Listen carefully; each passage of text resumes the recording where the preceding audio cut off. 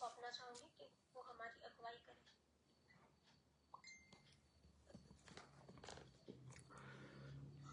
पिछले दिनों से हम अपने जीवन को बड़े ध्यान से देख रहे हैं ताकि हम ये जान सकें कि क्या मैं चौड़े मार्ग पर चल रहा हूं या मैं सकड़े मार्ग पर चल रहा हूं। विश्वासी तो हम सभी हैं, अपने आप को मसीही मानते हैं, लेकिन कई बार हमें यह पता नहीं चलता है कि हम कौन से मार्ग पर चल रहे हैं। और यीशु मसीह ने बहुत स्पष्ट तौर से बता दिया है कि दो मार्ग हैं। एक चौड़ा मार्ग है जो सरल मार्ग है, और एक सकड़ा मार्ग है जो कठिन मार्ग है।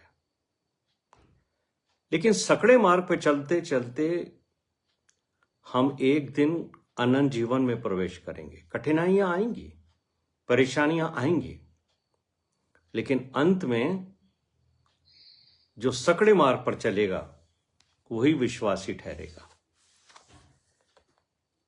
पिछले दिनों जो बाइबल स्टडी हमने की थी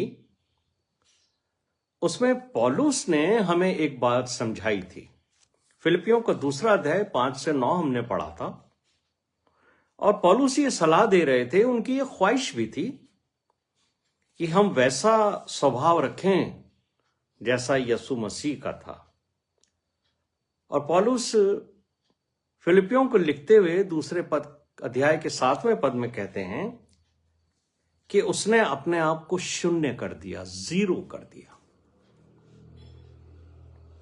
इसलिए यीशु मसीह ने कहा था कि मेरी नहीं पर तेरी इच्छा पूरी हो।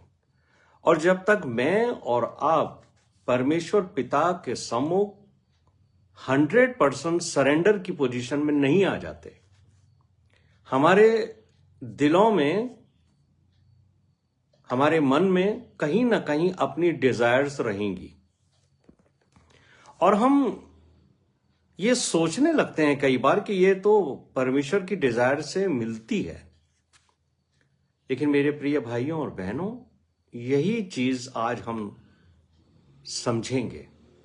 और पिछले दिनों जिस बात के ऊपर मैंने और आपने फोकस किया था कि हम में से बहुत सारे लोग क्रोध करते हैं। क्रोध जो है वो प्रभु यीशु मसीह के स्वभाव का, उसके चरित्र का हिस्सा नहीं रहा है।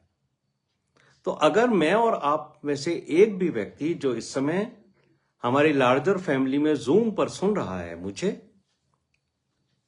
मैंने पिछली दफा भी आपसे ये बात कही थी कि अगर मैं और आप क्रोध कर रहे हैं तो इसका मतलब है हम यीशु मसीह की इच्छा और यीशु मसीह की शिक्षा के अनुसार नहीं चल रहे हैं।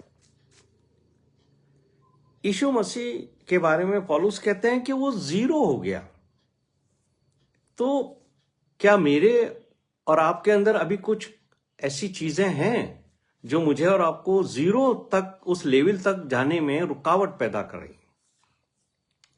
और मेरे प्रिय भाइयों, जब तक हमारी अपनी डिजायर्स रहेंगी हम शून्य अवस्था में नहीं आएंगे, और हम ये कभी नहीं कह पाएंगे कि हे प्रभु मेरी नहीं पर तेरी इच्छा पूरी हो।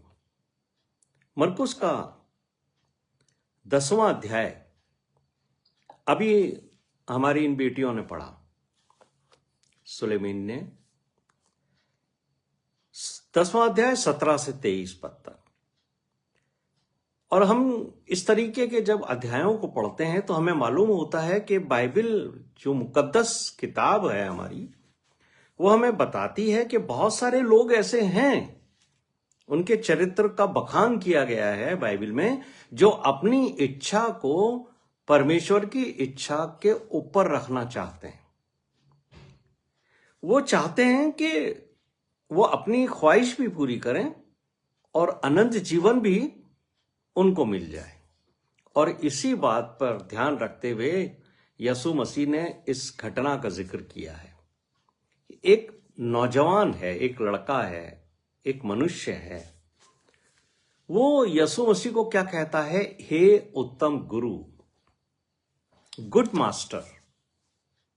वो अनंत जीवन का अधिकारी होने की ख्वाहिश रखता है। What shell I do?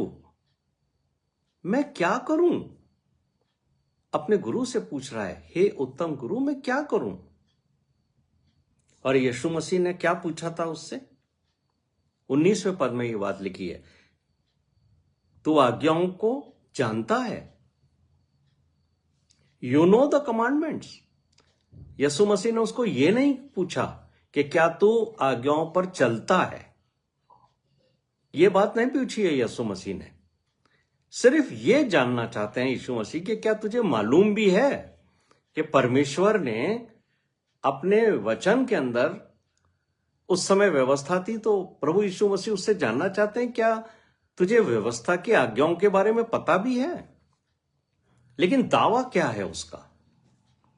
वो कहता है कि हे गुरु, 20वें पद में लिखा है, हे गुरु, इन सबको मैं लड़प्पन से मानता आया हूं।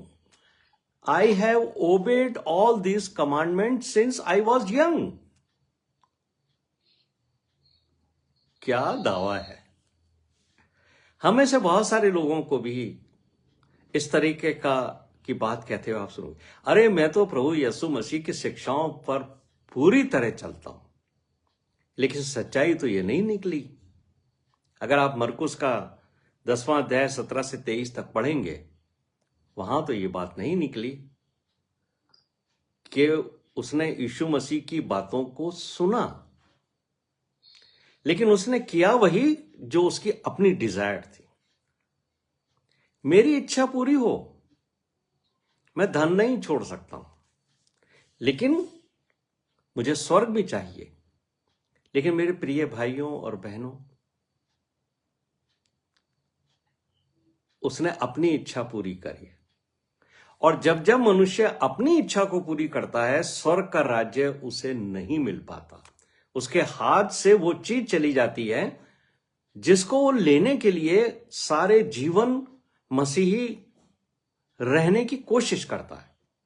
हमें से बहुत सारे लोग हैं जो चौड़े मार्ग पर चल रहे हैं ताकि अपनी इच्छाओं के अनुसार जीवन व्यतीत करें, और चाहते हैं, डिजायर क्या है, अनंत जीवन भी मिल जाए।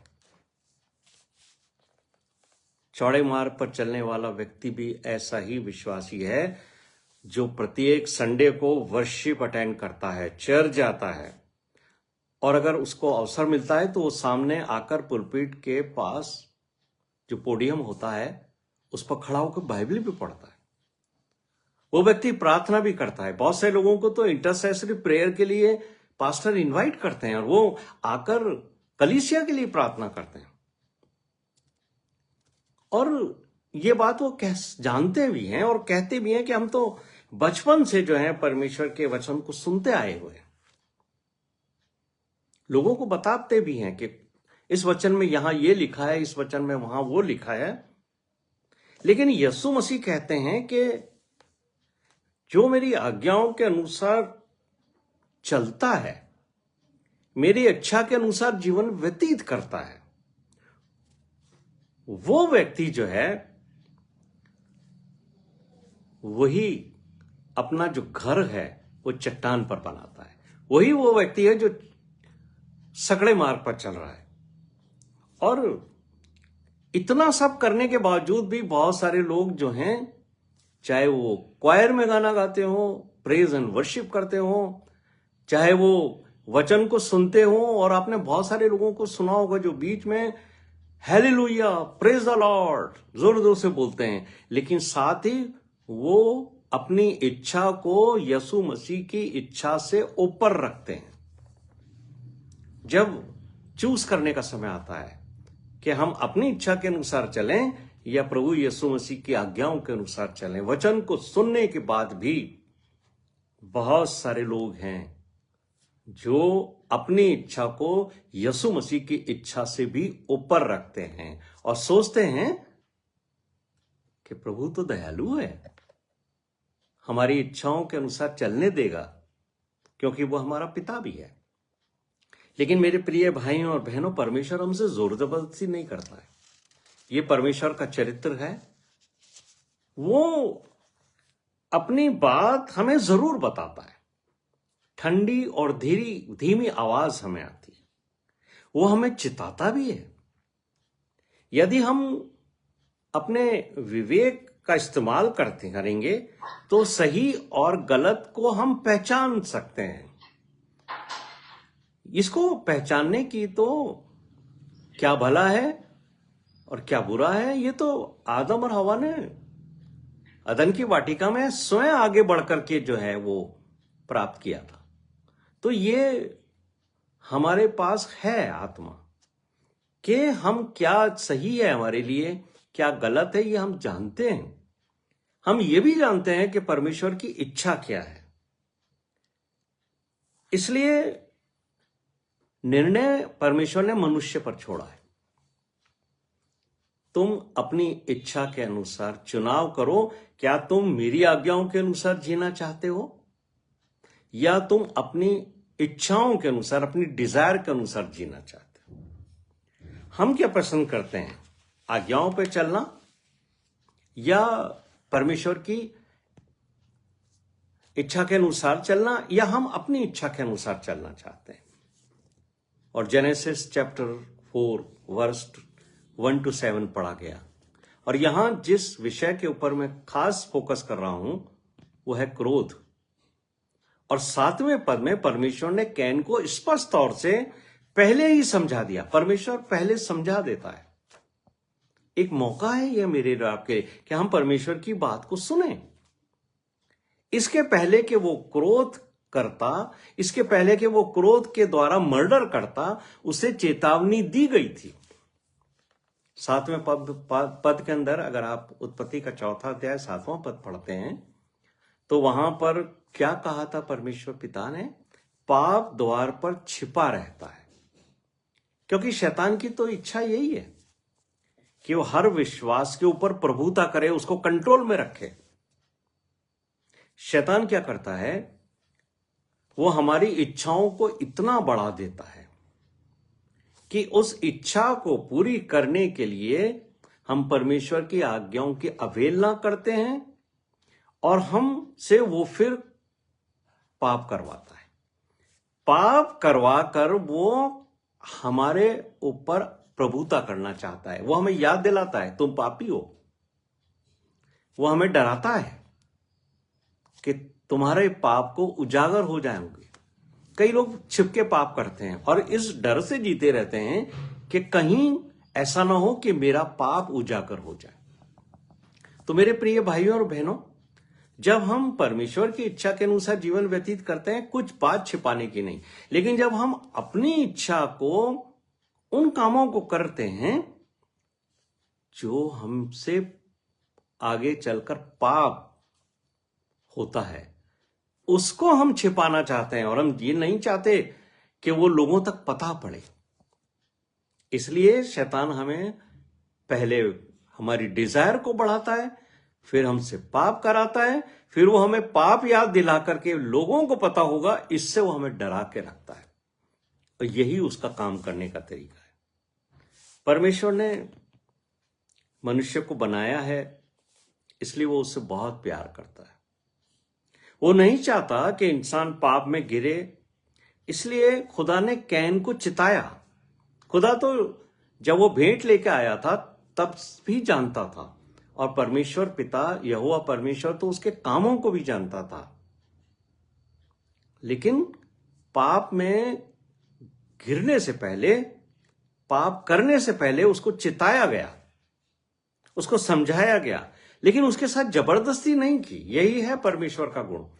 वो मुझे और आपको चिताता है। यीशु मसीह भी मुझे और आपको चिताता है, बताता है, लेकिन वो हमसे जबरदस्ती नहीं करता। आपकी इच्छा है आप चौड़े मार्ग पर चलें, आपकी इच्छा है आप सकड़े मार्ग पर चलें। दुनिया आपको भले ना पहचान सके, लेकिन परमेश्वर आपको जरूर पहचानता है। हमारा जो ये कॉन्शियस माइंड है, हमारे विचारों और भावनाओं और निर्णय लेने की क्षमता रखता है। माइंड जो है वो हमारी बेसिकली सोल है, जहां पे हम सभी तरीके के सही और गलत निर्णय ले सकते हैं, और लेते हैं हम वहां पर। यदि कैन ने परमेश्वर की इच्छा को स्वीकार किया होता, परमेश्वर की बात को स्वीकार किया होता, समझा होता, तो उसका क्रोध शांत हो जाता। अगर उसका क्रोध शांत हो गया होता तो उसके मन में निश्चित तौर से पश्चाताप की भावना आती, क्योंकि वो पहले से ही अपने भाई पर क्रोध करके और उसका बुरा करना चाहता था। वो पश्चाताप करता और अपनी जीवन शैली को भी वो बदल सकता था, क्योंकि वो परमेश्वर के द्वारा चिताया गया था। और मैं एक बात और आपको कहना चाहता हूं, यदि अगर उसने अपने क्रोध पर कंट्रोल कर लिया होता परमेश्वर की बात को समझकर, तो वो कभी अपने भाई की हत्या नहीं करता और न वो दंड पाता और न वो भगोड़ा ठहरता। लेकिन ये सब उसने इसलिए नहीं किया क्योंकि उसने अपनी इच्छा को परमेश्वर की इच्छा से ऊपर रखा, इसलिए उसे दंड मिला। और देखिए, अगर आप इस अध्याय को पढ़ते हैं, जेनेसिस चैप्टर 4 वर्स 13 को, तो वहां वो परमेश्वर से आर्ग्यूमेंट कर रहा है। क्या कहता है? वो मेरा दंड सहने से बाहर है, लेकिन उसने क्षमा नहीं मांगी। यानी इंसान अपनी इच्छा, अपने कार्यों को परमेश्वर की इच्छा और मार्गदर्शन से भी ऊपर ठहराता है। गलत करता है, पाप में गिरता है, लेकिन क्षमा की भावना उसमें नहीं आती, माफी नहीं मांगता। इसलिए यीशु मसीह जो हैं वो दिल के दरवाजे पर खड़े हुए खटखटाते हैं। हम उसकी सुनना नहीं चाहते हैं क्योंकि हम अपनी इच्छा के अनुसार जीवन व्यतीत करते हैं। हमने अपने दिल के, मन के जो दरवाजा है उसको अंदर से बंद कर रखा है। इसलिए प्रभु यीशु मसीह बाहर से खटखटा रहे हैं। यीशु मसीह का प्यार तो देखिए, हमारे मन के दरवाजे पे खड़ा होकर वो लगातार खटखटा रहा है, लगातार खटखटा रहा है। लेकिन ये बात आपको इंग्लिश के जितने वर्जन्स हैं उनमें सिर्फ 2 वर्जन के अंदर मिलेगी। ये एम्पलीफाइड बाइबल के अंदर भी मिलेगी और कंटेम्परेरी इंग्लिश बाइबल है उसमें भी ये बात मिलेगी कि यीशु मसीह लगातार खटखटा रहा है। बाकियों में ये बात नहीं मिलेगी। खटखटा के वो रुक नहीं गया है, यीशु मसीह बार बार खटखटा रहा है, क्योंकि वो चाहता है कि उसकी आवाज सुनकर मैं और आप अपने मन का दरवाजा खोलें। वो हमें चाहता है कि हम चौड़े मार्ग पर नहीं चलें। हम चौड़े मार्ग पर दौड़ रहे हैं और चाहते हैं कि अनंत जीवन भी मिले, लेकिन प्रभु यीशु मसीह मुझे और आपको चिताना चाहता है। परमेश्वर ने मनुष्य के साथ संबंध बनाए रखने के लिए ही तो यीशु मसीह को भेजा था। ये जो रिकंसिलेशन का प्रोसेस है वो इसलिए था कि हमारी वो पोजीशन रेस्टोर की जाए जो अदन की वाटिका में हमारे बुजुर्ग आदम और हवा ने लूज कर दी थी। और हम जो हैं वो उस दरवाजे को नहीं खोलते जिस पर यीशु खटखटा रहा है। यीशु बाहर खटखटा रहा है। अगर आप रिविलेशन चैप्टर 3 वर्स 20 पढ़ोगे तो वहां ये स्पष्ट तौर से लिखा है, यीशु दरवाजे पे खटखटा रहा है। वो एक पूरी कलीसिया का जिक्र है वहां पर, ताकि कलीसिया में से अगर कोई भी व्यक्ति यीशु मसीह की बात को सुनकर अपना मन खोलता है तो यीशु मसीह अंदर आके उसके साथ फेलोशिप करना चाहता है। ये जो भोजन की बात लिखी है, बेसिकली ये यीशु मसीह फेलोशिप करना चाहते हैं, और जिसके साथ हम प्रेम रखते हैं उस व्यक्ति के साथ हम जरूर से भोजन की संगति करना पसंद करते हैं। लेकिन हम में से बहुत सारे लोगों ने अपने घर में पोस्टर लगा रखा है, क्राइस्ट इज द गेस्ट। हम उसको मेहमान ही बना के रखना चाहते हैं। लेकिन हम ये नहीं लिखना चाहते, Christ is the head of this house, Christ is the head of this family. क्योंकि अगर वो हेड बन जाएगा तो हमें उसकी अधीनता में, उसकी आज्ञाकारिता के अनुसार अपनी नहीं उसकी डिजायर्स पूरी करनी पड़ेगी। और कलीसिया का यही फर्ज है। कलीसिया तो यीशु मसीह की दुल्हन है। और जब हम बाइबल पढ़ते हैं तो वहां इस बात को अच्छे से एक्सप्लेन किया गया है कि हे पत्नियों, अपने अपने पिता को सबमिसिव रहो, अपने अपने पति को सबमिसिव रहो, उसकी आज्ञाकारिता में चलो। और मैं और आप जितने भी स्त्री और पुरुष हैं जो कलीसिया के अंग हैं, हम सब यीशु मसीह के दुल्हन हैं। लेकिन हम चाहते हैं, हम में से बहुत सारे लोग चाहते हैं, मैं सबके लिए तो नहीं कह सकता, लेकिन कुछ लोग तो यही चाहते हैं कि यीशु मसीह एक गेस्ट के रूप में हमारे घर में रहे, हमें वो सब चीजें दे, वो सब चीजें हमें चाहिए। हमारे घर में धन हो, हमारे घर में सब तरह की अच्छी चीजें हो, हमारे को पूरा कंफर्ट मिले, और हमारा जो जिसको हम पति भी मानते हैं वो पति विदेश में जाए, बाहर जाए, खूब काम करे, खूब मेहनत करे। आजकल यही चाहती है बहुत सारी लड़कियां भी, मेरा हस्बैंड बहुत सारा पैसा कमाए और मुझे भेजे, मेहनत करे और मैं आराम से रहूं, कंफर्ट लाइफ में जीऊं। और ये वो विश्वासियों का चरित्र है जो चाहते हैं यीशु मसीह घर में थोड़े समय रहे, एक मेहमान की जैसे, और वापस जाए और हमारे लिए वो सब ब्लेसिंग्स लेके आए जिसकी डिजायर हम अपने मन में करते हैं। ये है चौड़ा मार्ग। क्योंकि चौड़े मार्ग पर सिवाय आराम, कंफर्ट, लग्जरी, इसके अलावा कोई भी चीज की डिजायर नहीं होती। और जब आप कठिन मार्ग में चलते हैं, जिसको सकड़ा मार्ग कहा गया है, उस सरकरे मार्ग तक पहुंचने के लिए, उस पर चलने के लिए सिवाय यीशु मसीह के आपको कोई साथ नहीं देगा। कठिन है वो मार्ग जो जीवन तक पहुंचाता है। और आप गिरोगे, परेशान होगे, तकलीफें आएंगी, लेकिन याद रखना यीशु मसीह आपको अपनी गोदी में उठा लेगा और आपके इसको अपने साथ साथ चलाएगा। आप कभी भी गिरे हुए पड़े नहीं रहोगे। गिरोगे, उठाएगा। परमेश्वर का वचन कहता है धर्मी जन 7 बार भी गिरे तब भी परमेश्वर उसको उठाता है। मत्ती का रचित सुसमाचार 7वां अध्याय उसके 13वें पद में यीशु मसीह ने क्रोध करने के लिए इसलिए मना किया था क्योंकि यीशु मसीह कहते हैं सरल है वो मार्ग जो विनाश को पहुंचाता है, और बहुत से हैं जो उसके में प्रवेश करते हैं और चलते जाते हैं। यीशु मसीह ने क्रोध करने के लिए इसलिए मना किया था क्योंकि वो कैन का दृष्टांत मेरे और आपको समझाना चाहते थे। अगर तुम क्रोध करोगे तो तुम्हारे मन में जलन पैदा होगी।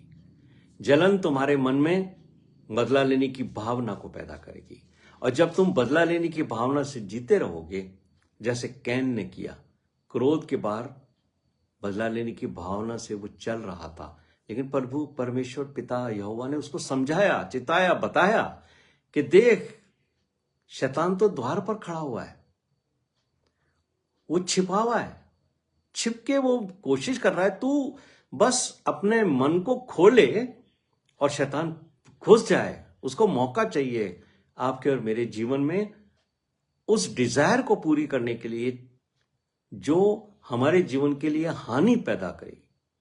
लेकिन यीशु मसीह के लिए हमने दरवाजा बंद कर रखा है। यीशु मसीह खटखटा रहा है, उसको हम खटखटाने देते हैं, लेकिन हम उसकी डिजायर्स को पूरा नहीं करते। हम अपनी डिजायर्स को पूरा करना चाहते हैं। इसलिए यीशु मसीह ने कहा था कि ये जो क्रोध है मत्ती के 5वें अध्याय में, वो तुम्हें हत्यारा बना देगा। हम मन में अपने, अगर हम क्रोध करते हैं ना, तो हम मन में अपने भाई की हत्या कर देते हैं, अपनी बहन की हम हत्या कर देते हैं। इसलिए मत्ती 5:22 में यीशु मसीह ने क्रोध करने के लिए मना किया था। यीशु मसीह कहते हैं मैं तुमसे कहता हूं जो कोई अपने भाई पर क्रोध करेगा वो उसका हत्यारा ठहरेगा, क्योंकि मन में हम अपने भाई और अपनी बहन की हत्या कर चुके होते हैं। बाइबल के स्कॉलर्स कहते हैं सबसे पहली जो हत्या है ना, वो शैतान ने की थी, क्योंकि आदम और हवा के परमेश्वर के संबंधों की हत्या थी वो। जब हम क्रोध करते हैं और हत्या होती है, हत्या संबंधों को समाप्त कर देती है। जब हम क्रोध करते हैं, हमारी भाषा इतनी खराब होती है, कि हम जिस व्यक्ति के साथ क्रोध पूर्ण व्यवहार करते हैं उससे हमारे संबंधों की हत्या हो जाती है, बिछड़ाव, अलगाव हो जाता है। इसलिए यीशु मसीह के पीछे चलने वालों को क्रोध से बचना चाहिए। और मैं और आप इस बात पर पिछले दिनों फोकस कर रहे हैं। हमारा जो लार्जर फैमिली ग्रुप है, जूम पर इस वक्त मुझे सुन रहा है, मेरे प्रिय भाइयों और बहनों, हम जितने भी हैं, हम अभी इस पे और फोकस करेंगे कि क्रोध से कितनी हानि होती है और बाइबल हमें क्यों मना करती है क्रोध के लिए। लेकिन आज हम यीशु मसीह की बात पर फिर फोकस करें। मत्ती के 7वें अध्याय के 23 और 24 पद के अंदर, जब आप क्रोध करते हो तो क्रोध के अधीन होकर शैतान के द्वारा आप हत्यारे बना दिए जाते हो। जैसे कैन बन गया था वैसे ही हम भी बन जाते हैं। लेकिन यदि आप यीशु मसीह की बात को महत्व देते हो तो आप अपने भाई से मेल मिलाप करना ज्यादा जरूरी समझोगे।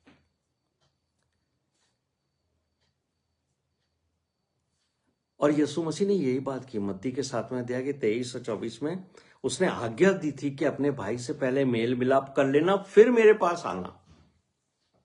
वेदी पर मैं तेरी भेंट तभी ग्रहण करूंगा जब तेरा मन अपने भाई के साथ साफ हो जाए।